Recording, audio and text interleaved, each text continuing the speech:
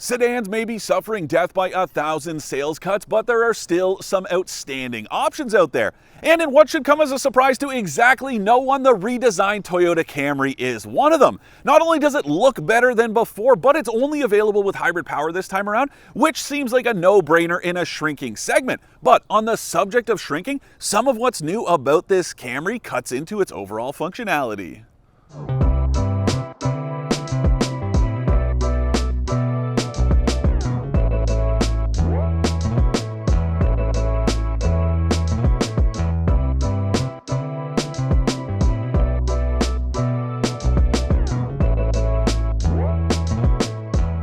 For more expert car reviews, don't forget to share our channel and subscribe so you can catch some of this and maybe even a little of that.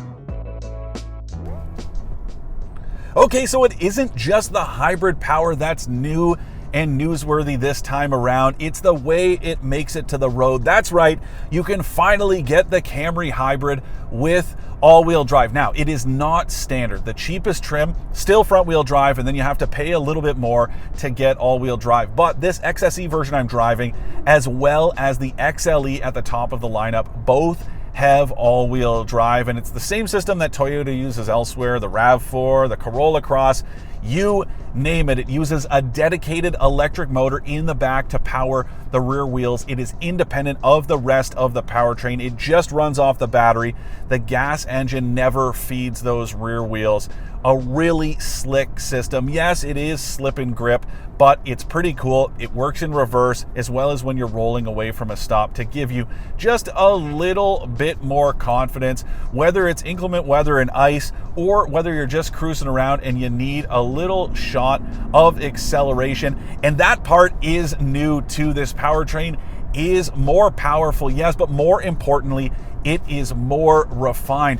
What Toyota's done is it's gone ahead and added a little bit more electric power from the battery pack when you accelerate, so it doesn't lean as heavily on the gas engine. That means it doesn't sound as noisy, but it's also smoother and it feels quite a bit punchier. It's just a better experience overall. Who said you can't teach an old dog new tricks?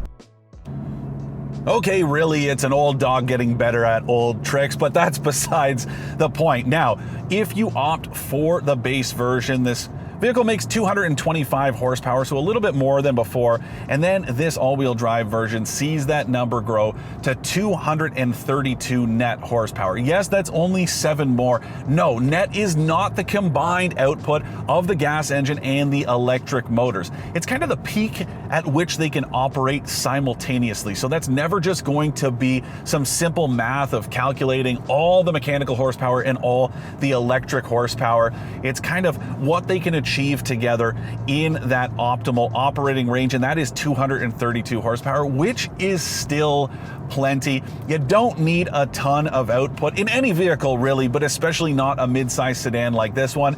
And even in eco mode, when you get your foot down, it is noticeably better than before. It's the same 2.5-liter gas engine, the same continuously variable transmission, but the way it all comes together is just excellent. This thing is also amazingly efficient. Yes, that was the case the last time, but it is still very true, even with this all-wheel drive setup, and I've been doing better than its official rating. This XSE version, because of its bigger wheels, it's rated to burn 5.3 liters per 100 kilometers combined, which is still great. That is right there with the Honda Accord hybrid, but I have been doing better than that this week. I had it down to 4.8 liters per 100 kilometers, and that was during a highway heavy evaluation drive, about 175 kilometers. And you guys know hybrids are worse on the highway than they are in the city, because around town they don't have to rely on the gas engine quite as much. They can rely on their electric components.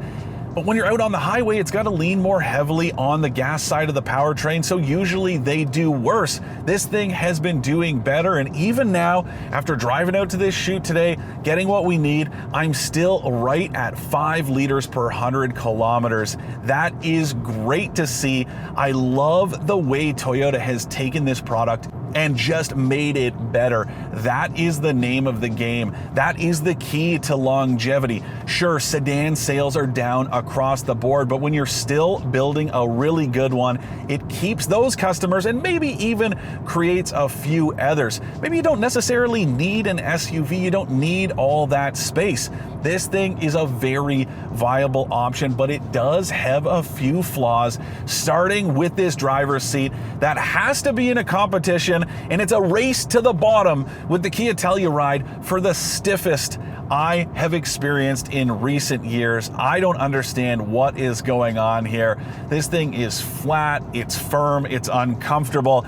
I don't like it. It's got all kinds of adjustability, including lumbar support, but nothing is working. This thing is no bueno.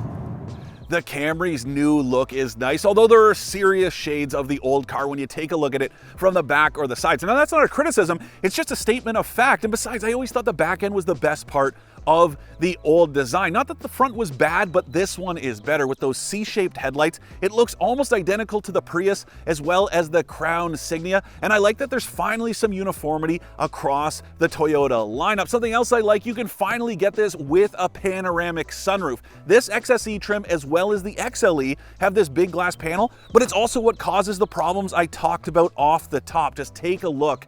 That sunshade needs a place to go, and unfortunately, it cuts into the space in the back seat.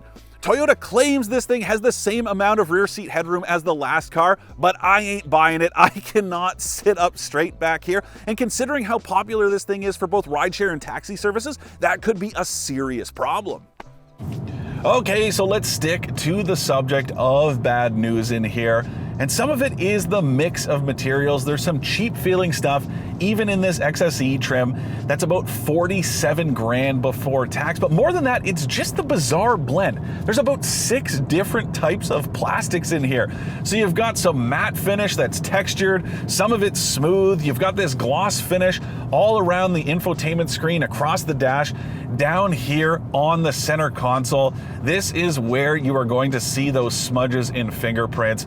Not a good look. It also attracts a ton of dust and smudges. But honestly, I just don't understand why Toyota didn't stick with a couple finishes and call it a day. Why it had to throw an entire assortment in here is beyond me. But I will say this leather upholstery, not so bad. Yes, I talked about the seat stiffness earlier, but the leather, it's decent, and these front seats are heated and ventilated in this XSE trim. You also get this heated steering wheel, this massive 12.3-inch touchscreen. It's got wireless Apple CarPlay and Android Auto. Something I like is the fact that you can make those phone mirroring systems bigger or shrink them down so that you have this little quick access menu on the left side of the screen. That is pretty neat. I also love the fact that there are still a ton of physical controls in here, including an entire panel for the climate system with a dedicated LCD display so you can see your temperature, fan speed, all that good stuff at a glance. This is the kind of stuff that you can use on the fly when it's all integrated into a touchscreen. It is way harder to use without looking. It's virtually impossible because there's no muscle memory there. You can't feel around and say, okay, I recognize this is the part that's for the fan speed. This is the part to switch direction of the fan. Whereas this, you can feel, okay, I know the third button across, that's where I've got my defrost. That is the way it should be. Yes, I know touch is easier for automakers to change it up, use the same display in a bunch of different vehicles and just change the layout, but really, this should be the way it is. Now there's also a full advanced driver assistant safety suite, the stuff you would expect from Toyota, and it functions very well. A couple of features I don't love the way they work. There's this sort of predictive braking situation that will react to vehicles ahead of you and slow the vehicle down. It's like adaptive cruise control all the time. I've gone ahead and disabled that because I don't love it.